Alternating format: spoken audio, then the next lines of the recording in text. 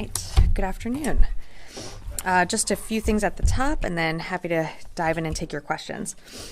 So U.S. European Command announced yesterday that the USS WASP entered the Mediterranean Sea June 26th on a scheduled deployment to the U.S. Naval Forces Europe-Africa Area of Operations. The ship will support U.S. allied and partner interests in the region, including in the Eastern Mediterranean Sea, to continue promoting regional stability and deterring aggression.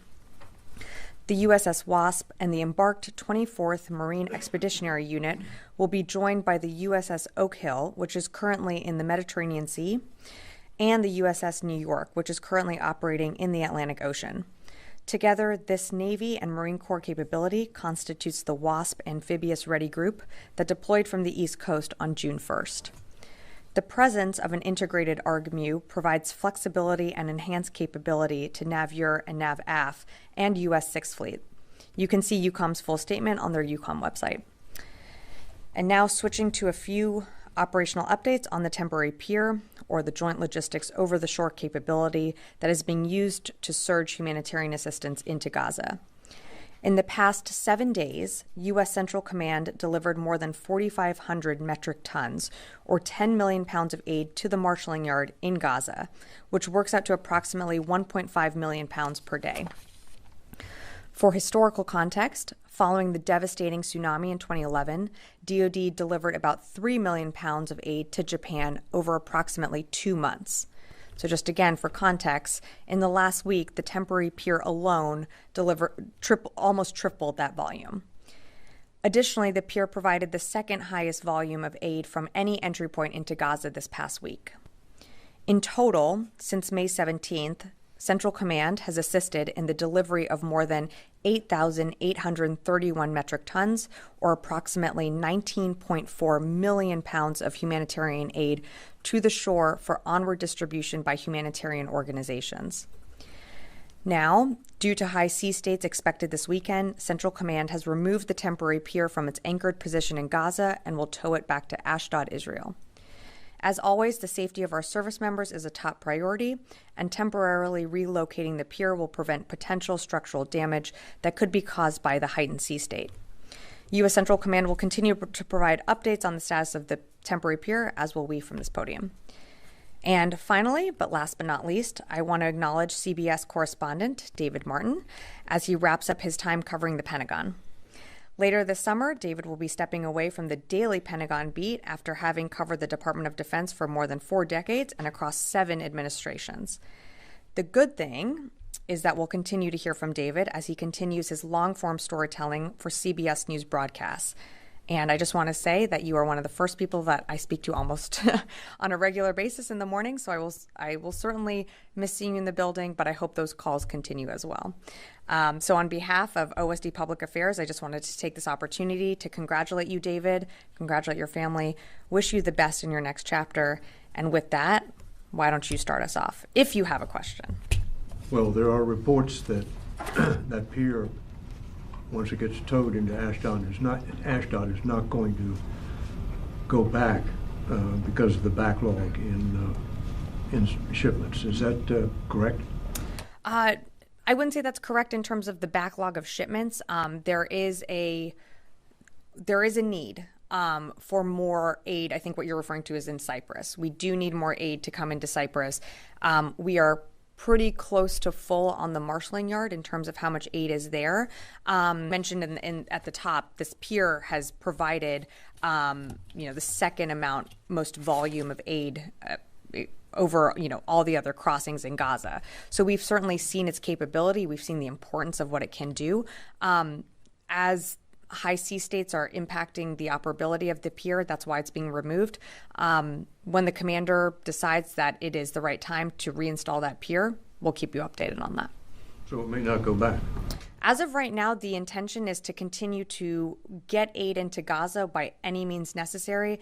That includes the pier, airdrops, and of course, as we've always said with the pier, it is meant to be temporary.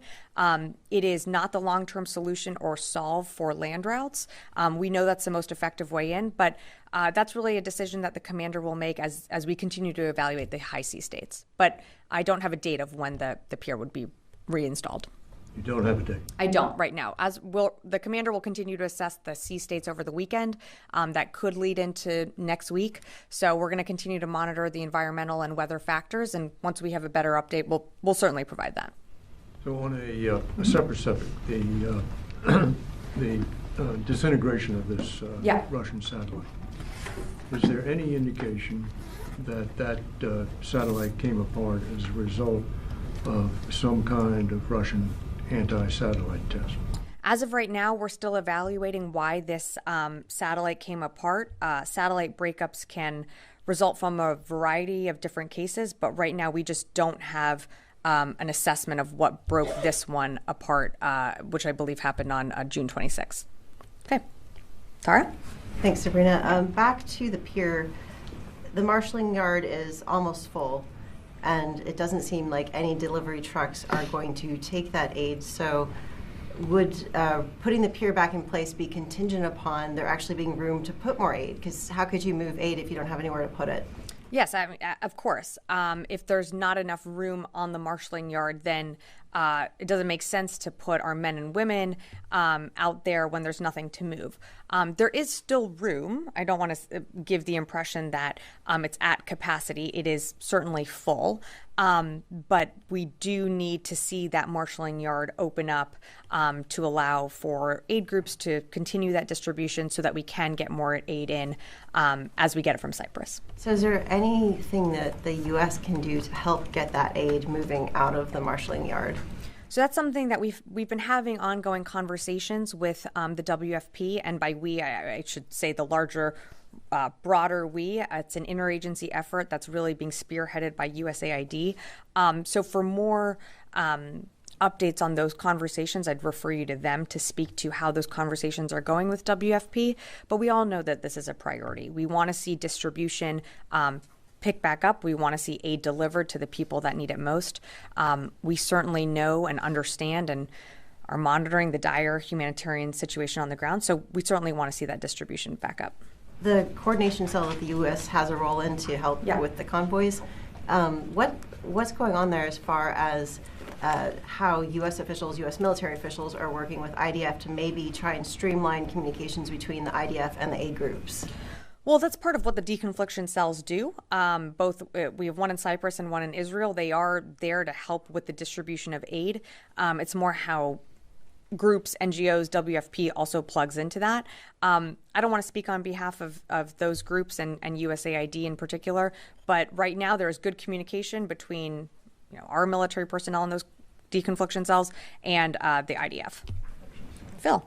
Hey, so just to clarify really quick, and then I have a question. Sure. So is the marshalling area full or not? I wouldn't say it's at capacity. There's still some room there, but it's I would say majority is pretty full right now. Yeah. Oh, and then secondly, in yesterday's debate, President Biden said he was the only president this century that didn't have any troops dying anywhere in the world.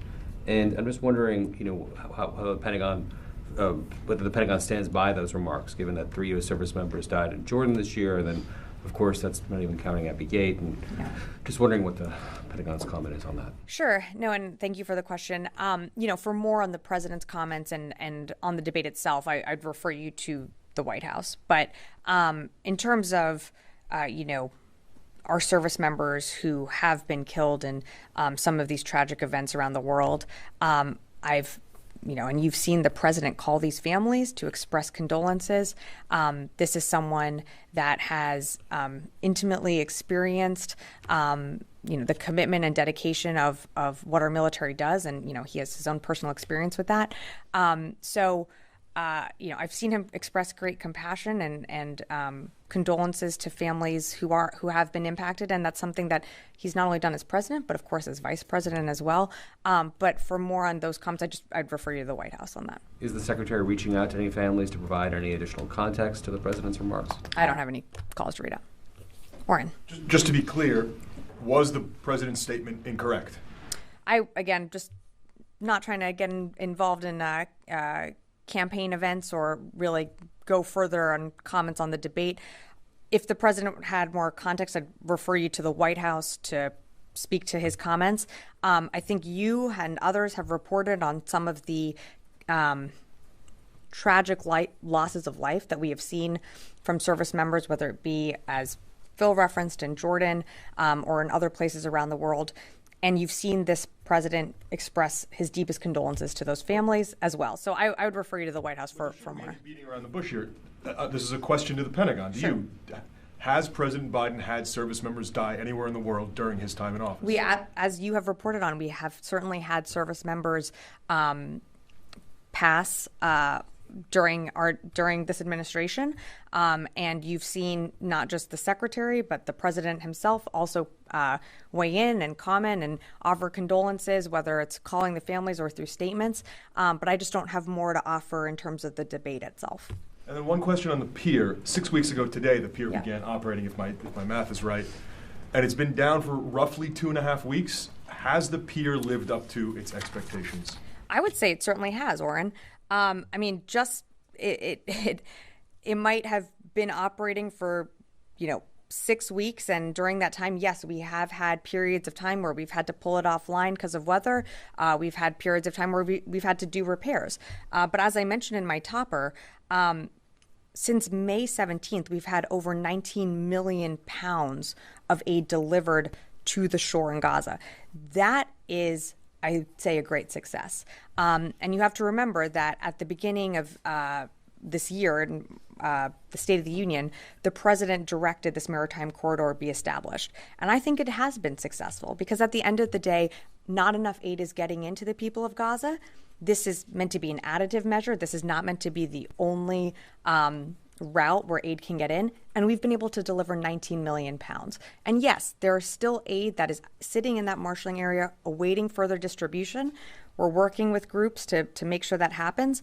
But I would say that our men and women in uniform have done really heroic work to get that aid to the people that need it most. Carla. I just have a follow-up. Sure.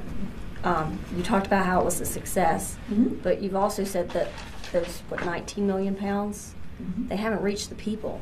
So how is that defined as success? Well, not all of them, but you have to remember, Carla, that in terms of the distribution efforts, that is not what the United States or United States military is doing. The president at the outset said there will be no boots on the ground in Gaza. So the distribution efforts are being done by WFP and the UN. These groups are put a pause in place. They're doing an assessment so that they can continue their own operations. 19 million pounds is still not nothing. And I think we have to commend the donations, whether it be from countries around the world, from other aid groups, that went to that got aid to Cyprus, that has moved to the pier or to the floating pier and then onto the temporary pier into the marshalling area. That is still aid that is going to save lives. And I think our Central Command and EUCOM forces should be commended for their work on that. And the ships that are in the Mediterranean, what would you define as their purpose? Are they capable of evacuating people should war break out in between Israel's north and Hezbollah? Yeah, so I've seen a lot of reporting on evacuation efforts that could happen. I think it's important to remember that a capability like the ARGMU can provide and do many other things. One being a military-assisted departure, but that is not their only capability. They are there in the region to ensure regional stability, to deter aggression.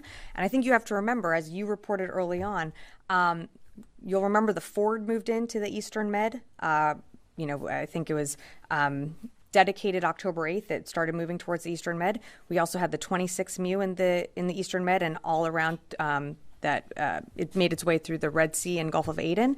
And we didn't have to do a military-assisted departure during that time. So these are capabilities. These are deployments that are pre-scheduled, and they are there in case there is something that is needed for them. But right now they are there to ensure stability and deter. Constantine. Thanks, Sabrina. So you just said today, and I think folks from the podium have said repeatedly that the Gaza Pier was meant to always be additive. That it's and that the land routes are supposed to be the most efficient way to get aid in. But you're saying that the pier has, I guess, inadvertently become the second most productive entry point for aid. I mean, does the Pentagon have any thoughts on how that came to be? That this additive measure has become one of the most effective ways to get aid into the region? I think it shows the capability of our military and being able to be incredibly efficient, and also the interagency being able to work to solicit donations to get into Cyprus and then move that through the temporary pier. And I think at the end of the day, this was a capability that, whether it be nations around the world, NGOs, other groups, that saw this is another method to get aid in to people that need it most, and they wanted to partner with the United States. I can't speak to every nation that's donated, but it's certainly meant to be additive. It's meant to be temporary. We continue to urge for those land routes to be opened. That is the most effective way to get aid in. Right, and so I guess my follow-up to that would be, does the Pentagon not see this as a failure of getting the land routes open? That the pier is the most effective way to get aid in right now, or one of the most? The land routes not being open is certainly something that we're concerned about, and we want to see more trucks getting in every single day. And that is something that I've heard the Secretary continue to emphasize with Minister Gallant, and not just from this building, across the interagency. So that is something that we continue to urge the Israelis to open up those crossings. That is the best way in, and we're going to continue to do that. In the meantime, while that's not flowing the way it should, this is an additive measure that is going to help people, and that has helped people. Moving 19 million pounds of aid, I think, is not nothing. I think that our forces that are doing that hard work out there, they're putting their sweat and tears into this every single day, and that is aid that's going to get to the people that need it most eventually. Lara. Thank you. How much aid has actually gotten into Gaza, to the people of Gaza? To Gaza? That would be something that I would let USAID and World Food Program speak to, because once it goes off from the marshalling area, it goes into different distribution centers. So from there, that's really more for WFP and the UN to speak to, and USAID. And can you tell me, is the military preparing for an evacuation of American citizens or U.S. personnel from Lebanon? No. Just to follow up on the pier. Sure. So it seems like the U.S. military is doing a ton of work, and it's not confirmed if this has gotten to people who need it or not. Is that frustrating? No, I mean, we understand the concerns that groups like WFP have while operating within Gaza. We certainly understand their concerns, and they're really theirs to speak to. Our priority is making sure that we are getting aid across to that pier. So when distribution starts back up, it's there, it's ready, and it can go, far and wide. And to Laura's question, it goes into these distribution centers where then it is further distributed. So I'd let WFP and really the UN speak to those efforts. But no, I don't consider this a failure. This was always meant to be an additive measure. This was always meant to be a way to help supplement aid getting in. It is not the most effective way. It is really those land routes. On a separate topic, the South by Southwest Festival in Austin, Texas, has barred the U.S. military from sponsoring next year's festival due to the U.S. military's support of Israel. Does the Pentagon disagree or agree with that decision? Any comment? I don't really have a comment to offer. It's up to private companies, private organizations to make their own decisions. We are certainly, working to get aid into Gaza to the Palestinian people that need it most. That's our priority when it comes to humanitarian aid, and we're focused on that. I'm going to keep going around here. Nancy, and then I'll go to you. I just had a quick follow-up to Phil's question. Has the Secretary made any calls to allies related to the debate, either reassuring allies or received any calls from allies who expressed any concerns related to the debate? I'm not aware of any calls. Thank you. Yes. Thank you, Sabrina. I have two questions. First one, regarding to the escalation of the Lebanon border. Have you seen any progress regarding to the diplomatic solution that Secretary Austin has been announced during his meeting with the Israeli counterpart Gallant? And do you still believe that a diplomatic solution is still possible? We still believe a diplomatic solution is possible and the best way to avoid a wider regional war in the north. I would refer you to actually what the Secretary said in his opening comments, that we don't want to see a wider regional war. We want to see a de-escalation of tensions. And part of the reason why you're seeing the WASP move into the EUCOM AOR is to deter aggression, to de-escalate tensions in the region. So we certainly believe that through diplomatic channels, that is the best way of resolving any conflict. And my second question regarding to other topic with the Russia Defense Minister ordered today his officials to prepare a response to U.S. drone flights over the Black Sea. How much that could escalate the tensions, and does the DoD prepare for any scenario about that? Yeah, I've seen some of that reporting and those comments. I don't really have a comment to offer for you on that. We continue to fly, sail, and operate in international waters and international spaces where the laws allow. I just don't have anything more to add at this time. Yeah. Excuse me. I'm just trying to understand in terms of the communications. Obviously, military to military, Israel and the US have a great conflicting relationship. Is the Pentagon not able to assist USAID in that deconfliction to allow some of this aid off the marshalling area and to the people? Could you just help elaborate more on like the deconfliction between what you're asking on USAID? Is there no role for DoD in assisting with the deconfliction between USAID and WFP and Israel? Because that's part of the concern from WFP. So USAID has the relationships with the NGOs. That is, I don't want to speak on behalf of USAID, but that is their role. They are the coordinating humanitarian organization, not just for what's happening in Gaza, but, countries all around the world. So they have that relationship and they're really plugged in with the UN. DoD's mission is the maritime corridor. We all fit together in different pieces, but you have to remember that USAID is the lead when it comes to working with humanitarian organizations. DoD's role when it comes to the deconfliction is really the pier operations itself. We have set up deconfliction cells that I think certainly model a good way forward on how to operate within Gaza. But of course, the WFP has its own requests, concerns, and that's something that they are working through. And I just wouldn't want to go beyond that. Yeah, go ahead. Yeah. Two questions. Thank you. One, there is according to reports and also in Pakistan, also there is a resolution on the Capitol Hill against Pakistan. Pakistan is still, like in the past, have been supporting Iran on their nuclear programs. Now we hear that Iran is ready to near as far as their nuclear program is concerned. So where do we stand as far as U.S. is supporting Pakistan, or Pakistan wants U.S. support, but at the same time they are helping Iran and others in their nuclear? I don't have much more to provide than what General Ryder provided, I think on Tuesday, was that, we work with Pakistan on a range of different issues, have, deep military cooperation, but I don't have more to offer on, any nuclear assistance or programs. I'm sorry, I should have gone to the phones, and then I'm happy to come back in the room for any additional questions. Jared Zuba, I'll monitor. Hi, Sabrina. I just wanted to check. I think there's been some reporting that Israeli Defense Minister Gallant may have pitched perhaps a limited, tailored Israeli campaign in southern Lebanon against Hezbollah. Is there any room for that in the discussions or from the perspective of Washington? Is the United States willing to see a limited Israeli operations in southern Lebanon to secure their border? Thanks, Jared. I just haven't seen that or those comments, so I'm a little.